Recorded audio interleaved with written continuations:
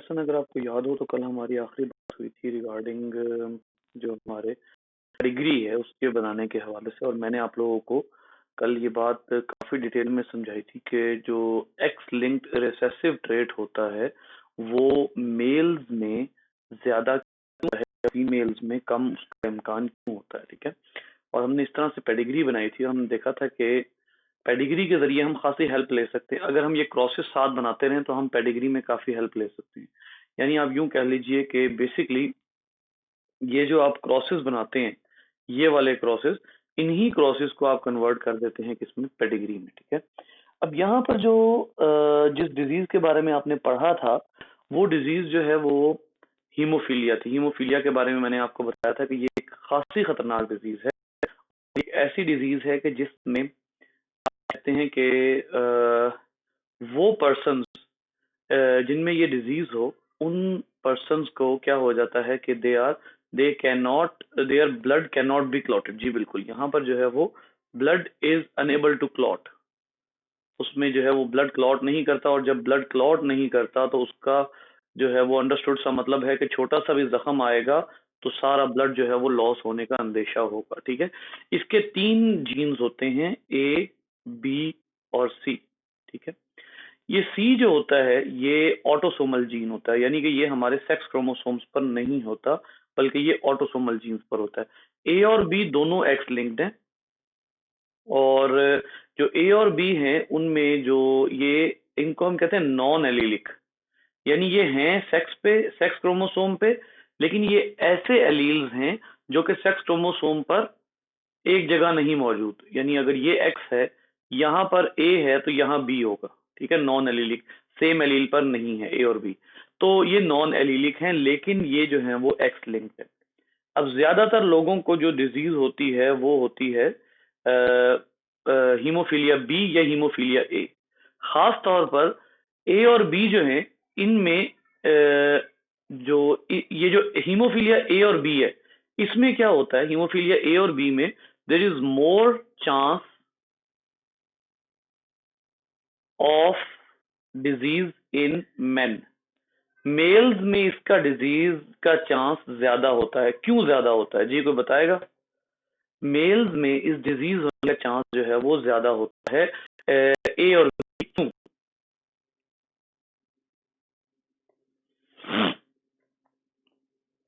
जी बेटा, ए और बी का मेल्स में ज्यादा चांस क्यों होता है फीमेल्स के कंपैरिजन में?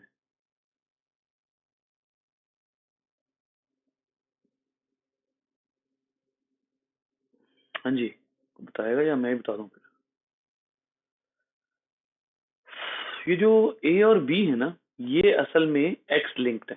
ठीक है, ए और बी एक्स लिंक्ड है, और ये जो ए और बी एक्स लिंक्ड हैं, ये असल में हमने पहले भी बात की थी कि जो फीमेल होती है उसमें 2 एक्स होते हैं, एक रिसेसिव आ भी गया तो दूसरा डोमिनेंट हो सकता है। मेल्स में क्या होता है, एक एक्स होता है एक वाई होता है। अब एक जीन वाई पर है ही नहीं, वो है ही सिर्फ एक्स। तो इसका क्या मतलब हुआ कि अगर एक्स पे रिसेसिव आ गया, यानी एक्स पे स्मॉल एच आ गया, तो मेल को डिजीज होगी ही होगी, क्योंकि उसके पास वाई पे उसका ऑल्टरनेटिव जीन यानी एलील मौजूद नहीं है। जबकि यहाँ क्या होगा कि अगर एक एक्स जो है उस पे स्मॉल एच मौजूद है तो दूसरे एक्स पर कैपिटल एच मौजूद होने का चांस होगा, जिसका सीधा सीधा मतलब ये है कि फीमेल्स को ये डिजीज होने के चांसेस कम होंगे, क्योंकि इस एच को ऑल्टरनेट करने के लिए कैपिटल एच मौजूद है। ठीक है, तो ये जो चंद एक बातें हैं, यहां से हमें पता लगता है कि किस वजह से किसी भी एक्स लिंक डिजीज का मेल्स में होने का चांस जो है वो ज्यादा होता है। सी, ये इसके बारे में हम कहते हैं it has of male equal chance in males and females. Males और फीमेल्स में इसका चांस जो है वो इक्वल होता है। क्यों? ये ऑटोसोमल है, ये एक्स लिंक नहीं है, ये ऑटोसोमल है। इस वजह से मेल्स और फीमेल्स में इसका चांस जो है वो इक्वल इक्वल मौजूद होता है। ठीक है, अच्छा यहाँ पर जो है वो जो एक और, अब हमने कल पेडिग्री बनाई थी, कल हमने पूरा जो है वो फैमिली ट्री बनाया था कि डिजीज कहाँ से कहाँ ट्रेवल कर रही है। तो अब जरा आप इसमें देखिए, ये आपकी बुक है, इसमें देखिए कि सबसे पहले पेरेंटल जनरेशन है और ट्रू ब्रीड्स को हमने क्रॉस कराया। फीमेल जो है वो नॉर्मल है, मेल जो है वो डिजीज्ड है, ठीक है। और मेल जो है उसके आप जीनोटाइप देख लीजिए, फीमेल की जीनोटाइप देख लीजिए, she is totally normal female. और जो मेल है उसकी जो जीनोटाइप है उसमें क्या है कि जो एच है, स्मॉल एच होने की वजह से मेल जो है वो डिजीज्ड है, और क्योंकि दूसरा एक्स है ही नहीं लिहाजा एक ही एच इसको डिजीज कर देगा। उसके बाद क्या किया था, यही क्रॉस हमने कल बनाया था, लेकिन हमने, हाँ हमने यहां तक बनाया था, तीनों स्टेजेस हमने की थी, जरा सुनिएगा। अब हमने क्या किया था, हमने ये किया था कि जो हमने कहा था कि इम्कान किस चीज का है कि अगर इसका गैमीट बने एक्स एच और इसका इनके गैमीट बने एक्स स्मॉल एच वाई, तो हमने एक दफा इसको इससे फर्टिलाइज करवाया था, एक दफा इसको इससे फर्टिलाइज करवा के हमने इम्कान ये कहा था कि इसके सारे बेटे जो हैं वो नॉर्मल होंगे, क्योंकि वो नॉर्मल बेटे जो हैं वो उनको जो जीन मिलेगा वो अपनी मदर से मिलेगा, और मदर एक ही तरह का गैमीट बना रही है जो कि एक्स कैपिटल एच है। तो जब एक्स कैपिटल एच एक ही तरह का है और वो सन में जाएगा, तो इसका मतलब ये है सन के पास वही एक्स कैपिटल एच आना है जो असल में मदर से आया। इस कैपिटल एच वाले इस एक्स को आप कहेंगे मेटरनल एक्स, ठीक है। अब ये जो मेटरनल है ये माँ से आ रहा है, अब माँ से जो आ रहा है वो है ही एक तरह का, लिहाजा उसको डिजीज नहीं होगी। इधर आ जाइए, अगर ये x capital H x small H से आता है तो क्या जो है वो प्रोड्यूस होगी, डॉटर। डॉटर जो है वो भी डिजीज नहीं होगी, अगर उसमें स्मॉल एच होगा, लेकिन उसमें ऑल्टरनेटिव कैपिटल एच मौजूद है, लिहाजा she would be a carrier daughter, ठीक है। और इसके दरमियान में ये डॉट मौजूद है। यहां पर अगर आप देख लीजिए, अभी जो मैरिज लाइन है ये असल में लाइन है सिबशिप। ये सिबशिप असल में सिबलिंग से मुराद है, इसकी सिबलिंग लाइन, ये सिबलिंग्स है ना, दोनों बहन और भाई हैं। अब ये अगर जो लड़की है इसकी जो है वो मैरिज, इसकी मैरिज होती है एक ऐसे पर्सन के साथ जो कि प्योरली नॉर्मल मेल है, ये इसको हीमोफीलिया नहीं है। नॉर्मल मेल से क्या मुराद है, इसके पास कैपिटल एच होने चाहिए, तो देख लीजिए इसकी जीनोटाइप में एक्स कैपिटल एच वाई, ठीक है। और ये कैरियर डॉटर है। अब इसके जो दो गैमीट्स बनेंगे, दो तरह के गैमीट्स बनेंगे, एक्स कैपिटल एच और एक्स स्मॉल एच, ठीक है। और इसके जो गैमीट्स बनेंगे वो एक्स एच और वाई बनेंगे, ठीक है। अब आप देख लीजिए इस एक्स एच को एक दफा इस एक्स एच के साथ करवाएं, तो ये आपके पास वो लड़की है कि जिसके अंदर दोनों कैपिटल एच है, ठीक है। फिर उसके बाद इस कैपिटल कैपिटल एक्स को कैपिटल एच वाले को बिल्कुल ऐसे ही जैसे हम यहां से इसको करते हैं, इट वुड बी बेटर कि जब हमने ये कहा था ना, ये सिचुएशन इस वक्त हम वहां पढ़ रहे थे, ठीक है। एक्स कैपिटल एच एक दफा कैपिटल एच वाले से, ये फीमेल डॉटर, ये फीमेल बनी है और क्या बनी है, नॉर्मल नॉर्मल फीमेल। यही वाला x capital H small x x small H से मिलता है, तो वो भी फीमेल है बट वो कैरियर है क्योंकि उसके पास एक रिसेसिव आ गया।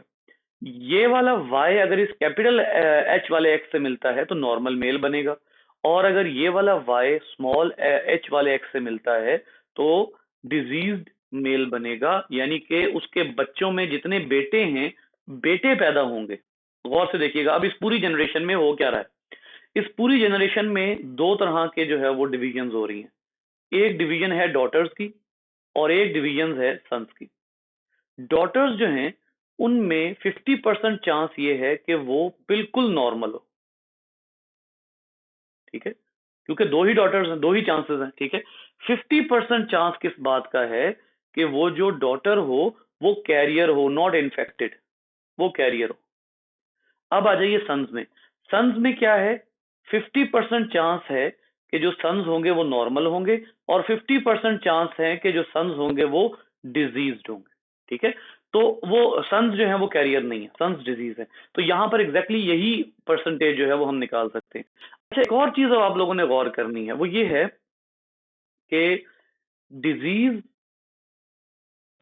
इन द पेडिग्री, या इसको आप यूं कहेंगे x linked recessive disease, x linked recessive disease in the pedigree runs in zigzag manner, runs in zigzag manner। अब ये zigzag क्या है बेटा, zigzag असल में है, गौर कीजिएगा, अब उसी पेडिग्री पे जो हमने पीछे बनाई है, इस पेडिग्री पे गौर कीजिए, या हम जो है वो बुक से ही उठा कर ले आते हैं ताकि हम सही तरीके से पेडिग्री को स्टडी कर सकें। वो जरा ओपन किस्म की पिक्चर है तो हम इसको जरा क्लियरली ऐसे स्टडी कर लेते हैं।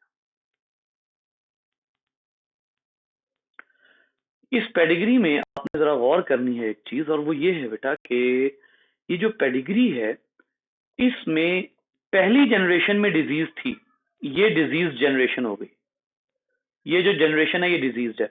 अगली ये जो जनरेशन है ये वाली, ये जो जनरेशन है ये नॉर्मल है, इसमें कहीं पर डिजीज अपीयर नहीं हुई, उससे अगली जनरेशन में डिजीज अपीयर हो गई। ठीक है, तो इसका क्या मतलब हुआ? जिगजैग का मतलब ये है कि इन वन जनरेशन, नहीं आप इसको यूं कहेंगे कि in every alternating generation disease would disappear. हर एक के बाद एक आने वाली जो जनरेशन होगी उसमें डिजीज डिसअपियर हो जाएगी, अगली जनरेशन में फिर अपीयर हो जाएगी, उससे अगली जनरेशन में जो है वो फिर डिसअपियर हो जाएगी। तो ऐसे मैनर को आप क्या कहते हैं? ऐसे मैनर को आप कहते हैं जिगजैग मैनर, इसको आप जिगजैग मैनर कहते हैं। फिर एक और चीज देखिएगा बेटा, डिजीज जो है वो एक और अंदाज से जिगजैग है, बड़े गौर से आपने देखना है। डिजीज जो है वो मदर से सन में जाती है। कितने लोग हैं इस वक्त यहाँ क्लास में? जी, ये बहुत गौर से देखिए आप, इसमें डिजीज जो है ना वो मदर से सन में जाती है। ये देखिए, ये फादर था, फादर ने बेटी को जो जीन दिया उसकी वजह से डिजीज बेटी को नहीं हुई, लेकिन जब बेटी की शादी हुई तो डिजीज पोते को हो गई। इसका क्या मतलब है? इसका एक और मतलब ये है कि जो एक्स लिंक्ड रिसेसिव होती है, बेटा याद रखिए ये जो रूल्स याद रखने वाले हैं, इसमें एक्स लिंक्ड रिसेसिव जो हैं उनके बारे में एक बात याद रखिए, X linked recessive diseases always run from mother to son, always go from mother to son. अब इसमें आप देख लीजिए, इससे आगे भी एक है डिजीज आपने पढ़नी है, ठीक है, वो कलर ब्लाइंडनेस है। उसमें भी आप ये देखेंगे कि एक्स लिंक्ड रिसेसिव जो भी होगी वो डिजीज हमेशा लड़के में अपीयर होगी, लेकिन आएगी कहां से? मदर से। ठीक है, वो मदर से आएगी और लड़के में अपीयर होगी। तो ये भी एक जिगजैग मैनर है। वो जीन देखें वो कहां जा रहा है, जीन पहले जा रहा है फीमेल में, फिर जा रहा है मेल में, फिर जा रहा है फीमेल में, फिर जा रहा है मेल में, फिर जा रहा है फीमेल में, फिर जा रहा है मेल में। ये जो मदर से बेटे में आने वाली डिजीज है ना, इस वजह से भी हम इसको जिगजैग कहते हैं। लेकिन असल में क्या है कि एक जनरेशन में डिजीज अपीयर हो रही है, एक जनरेशन में नहीं हो रही, तो इस वजह से आप इसको कहते हैं जिगजैग मैनर में डिजीज मूव कर। आगे चलते हैं, नेक्स्ट डिजीज है कलर ब्लाइंडनेस। अब कलर ब्लाइंडनेस में इन्होंने क्रॉस तो नहीं दिया हुआ, कलर ब्लाइंडनेस में इन्होंने क्रॉस तो नहीं दिया हुआ, लेकिन कलर ब्लाइंडनेस में इन्होंने एक आपको वो दी हुई है। ये देखिए क्वीन विक्टोरिया। अब क्वीन विक्टोरिया जो है उसके अंदर हीमोफीलिया, क्वीन विक्टोरिया की जो है ना नस्ल, उसके अंदर हीमोफीलिया का जीन मौजूद था। कैसे? हीमोफीलिया का जीन जो है वो अपीयर हुआ क्वीन विक्टोरिया में। क्वीन विक्टोरिया के कितने बच्चे हैं? एक, दो, उसके बाद 3, 4, 5 और 6, 6 बच्चे हैं। और उन 6 बच्चों में क्वीन विक्टोरिया से जो डिजीज का जीन है वो किसमें गया है? एक बेटे में जहां डिजीज अपीयर हुई है, और एक बेटी में जहां पर वो जो है, ये जो आपका जो बेटी कैरियर है। ठीक है, अब मां से बेटे में, बेटे से फिर वो जीन मूव हो रहा है बेटी में, और उसके बाद वो जीन फिर से मूव हो रहा है बेटे में। तो ये जो मेल फीमेल वाला रोल है, ये असल में क्या है, इसको आप जिगजैग पैटर्न भी कहते हैं।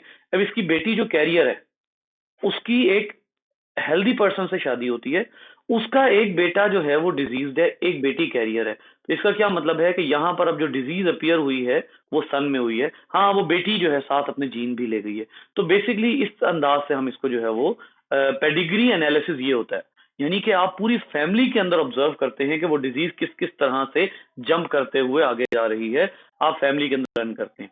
अच्छा, यहाँ पर जो है अब आप लोगों ने करना ये है बेटा, मैं कलर ब्लाइंडनेस की पेडिग्री आपको बना देता हूं, उसके बाद हम इसकी डिटेल देखेंगे। बेटा कलर ब्लाइंडनेस के लिए आपके पास एक है जीन सी प्लस, जहां लिखूंगा वो डोमिनेंट है, सी प्लस डोमिनेंट है, और जहां मैं कोई सिंबल नहीं डालूंगा वो रिसेसिव है।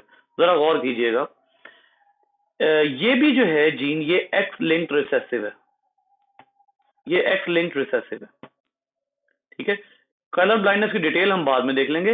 एक्स लिंक्ड रिसेसिव के केस में आप देखिएगा कि वही पेडिग्री बनाएंगे हम दोबारा से। आपके पास जो है वो एक अदद एक नॉर्मल फीमेल है और उसकी शादी होती है एक ऐसे मेल से कि जो कि जो है वो इन्फेक्टेड मेल है, या यूं कह लीजिए कि डिजीज्ड मेल है, ठीक है। और इसकी जो बनेगी XC+, और इसकी जो जीनोटाइप बनेगी वो बनेगी XCY। अब ये आप लोगों ने करना ये है, चले मैं ही बना देता हूँ आप लोगों को, आप लोग अक्सर मुझे रिप्लाई नहीं करते हैं। इसको ये है कि अब यहाँ पर आप देखिए इसके गैमीट्स आप बनाएंगे XC+, और ये क्योंकि डिजीज्ड है लिहाजा इसका गैमीट बनाएंगे एक XC और दूसरा गैमीट है Y, ठीक है। उसके बाद क्या होगा कि इनके जो बच्चे पैदा होंगे उनमें दो तरह के ही चांसेस होंगे। कौन कौन से चांसेस होंगे? एक बेटी और एक बेटा।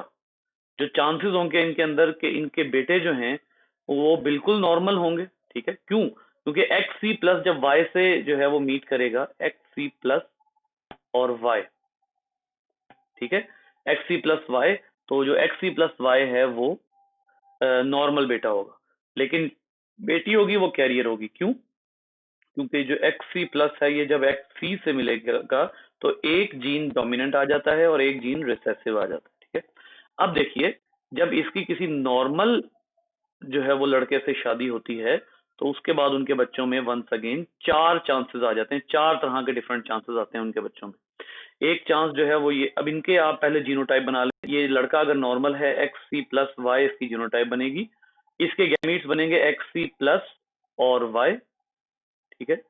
और जो लड़की है उसके गैमीट्स बनेंगे XC+XC, ये दो उसके गैमीट्स बनेंगे। तो अब देख लीजिए XC+XC+, जो बेटी है वो बिल्कुल नॉर्मल, ठीक है, XX और C+C+, ठीक है। उसके बाद XC+XC एक और बेटी जो है वो उसके अंदर क्या चांसेस हैं कि वो कैरियर हो जाए। फिर उसके बाद नेक्स्ट आ जाइए XC+, ये वाला XC+ और ये Y, तो ये आएगा बिल्कुल नॉर्मल बेटा, इसको नहीं होगी। तो 50% चांस बेटों में ये हैं कि वो नॉर्मल बेटे होंगे। और लेकिन अगर यही Y इस XC से मिल जाता है तो ये बेटा जो है वो XCY बन जाएगा, यानी 50% चांसेस इसके हैं, ठीक है। और 50% जितनी भी बेटियां पैदा होंगी उनमें 50% चांसेस इस चीज के हैं, 50% चांसेस इस चीज के हैं। ये कलर ब्लाइंडनेस भी, गौर से देखिएगा, कलर ब्लाइंडनेस भी जो है वो माँ से बेटे में जा रही है, ठीक है। यहां पर जो है इस बेटे को जो मिली है बेसिकली वो भी अपनी माँ से ही मिली है। तो ये फैमिलीज में रन करती है डिजीज, और इस तरह से जो है वो ये रन करती है। So that is how a disease run in families, ठीक है। तो हम जो है वो ये जो कलर ब्लाइंडनेस है इसके बारे में थोड़ी डिटेल पढ़ेंगे नमाज के बाद। उसके बाद फिर आगे चलेंगे मजीद।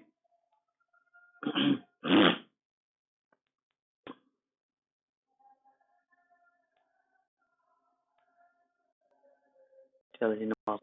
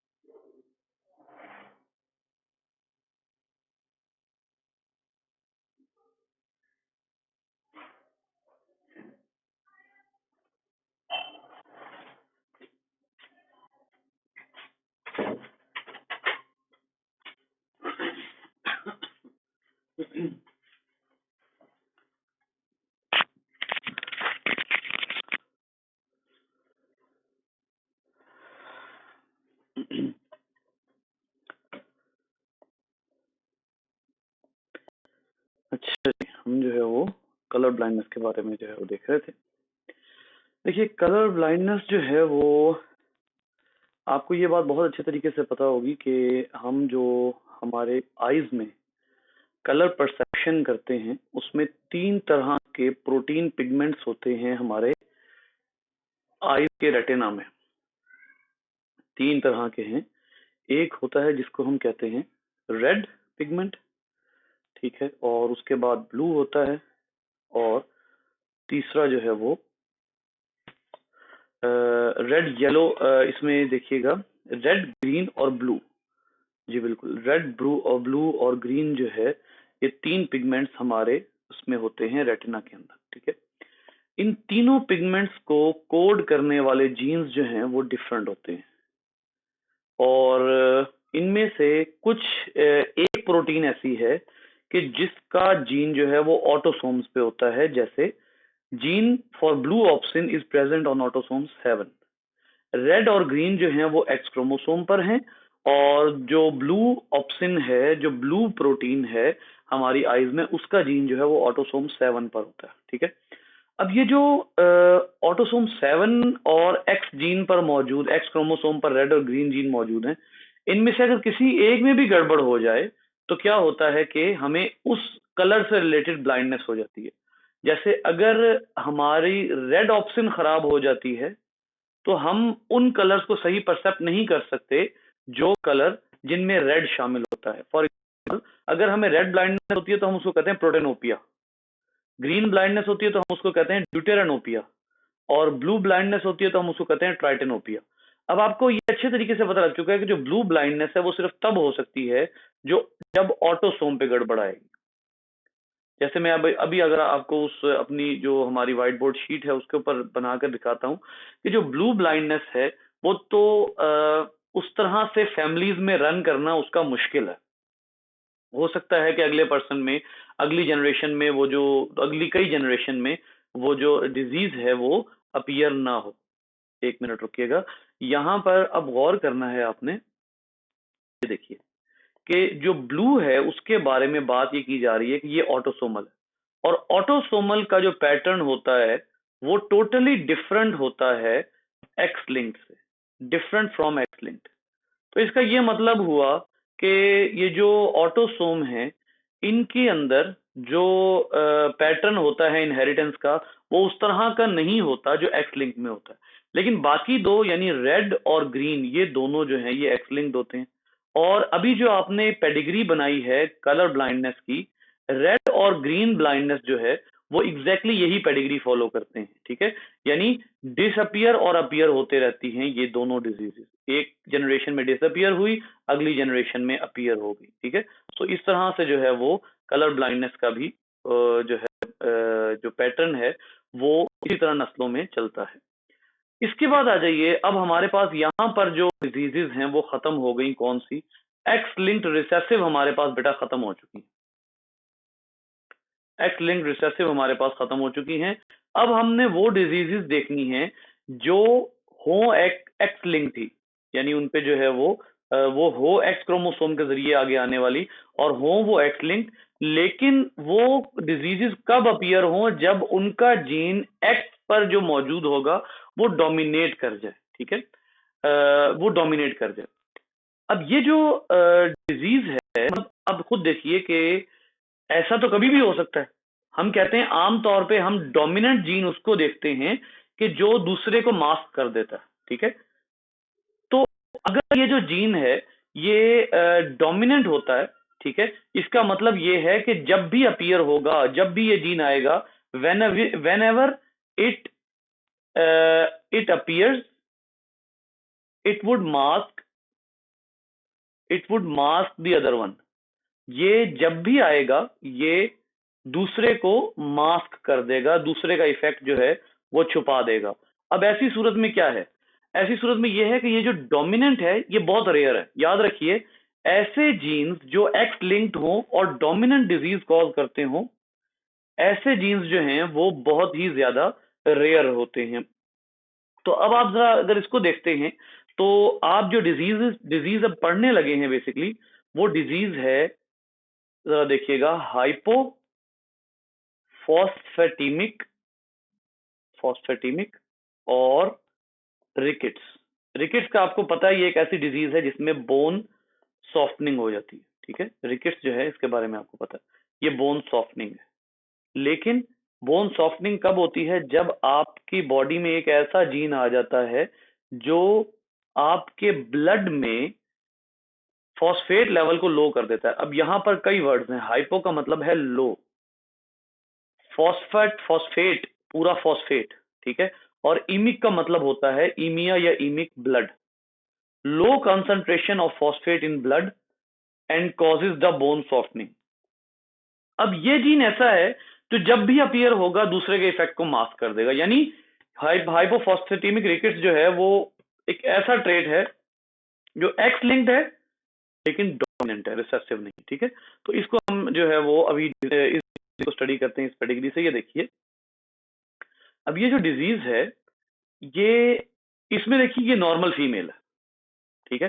ये नॉर्मल फीमेल है, इसके पास दोनों रिसेसिव एलील्स हैं, जबकि ये डिजीज्ड मेल है, इसके पास दोनों जो है वो, इसके पास जो एक्स लिंक्ड है वो कैपिटल डी है और ये डिजीज हो गया। इसका मतलब है कि ये जो हाइपोफॉस्फेटिमिक रिकेट्स है ये एक्स लिंक्ड डोमिनेंट है, यानी एक्स पे अगर डोमिनेंट जीन आएगा तो ही ये डिजीज होगी।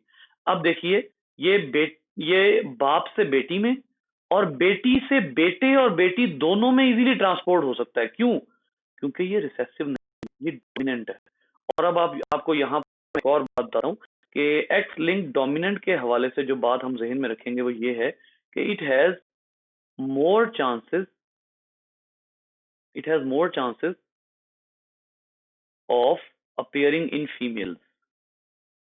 फीमेल्स में अपीयर होने का चांस जो है वो एक्स लिंक डोमिनेंट में ज्यादा होता है, एक्स लिंक डोमिनेंट का ज्यादा होता है। दोबारा सुन लीजिए, एक्स लिंक डोमिनेंट का चांस फीमेल्स में अपीयर होने का ज्यादा होता है। रीजन बताएंगे क्यों?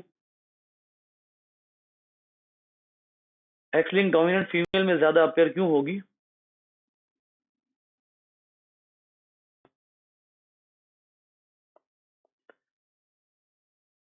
फीमेल्स में,